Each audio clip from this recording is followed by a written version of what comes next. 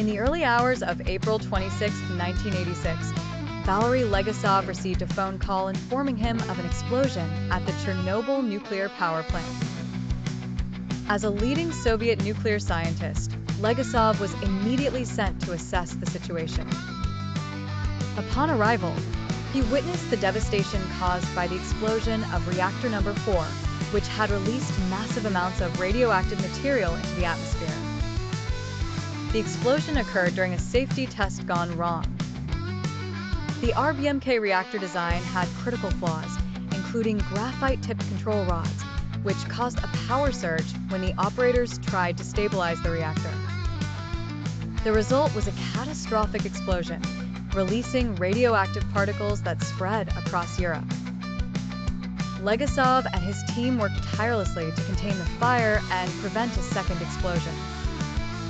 They dropped sand and boron to smother the flames and sent 3 volunteers to drain the water beneath the reactor to avoid an even larger disaster. Their efforts succeeded, but the reactor remained a deadly threat. The next step was constructing a concrete sarcophagus to seal off the reactor. Meanwhile, radiation sickness took its toll on workers, firefighters, and the local population. Legasov himself was exposed to dangerous levels of radiation during his efforts. In the investigation that followed, Legasov uncovered the truth. The disaster wasn't solely due to operator error, but also to the flawed design of the RBMK reactors. He courageously presented his findings at the IAEA in Vienna, criticizing the Soviet government for ignoring safety warnings.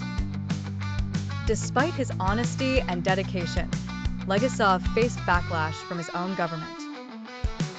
He was isolated and denied recognition. On April 27, 1988, exactly 2 years after the disaster, Legasov ended his life.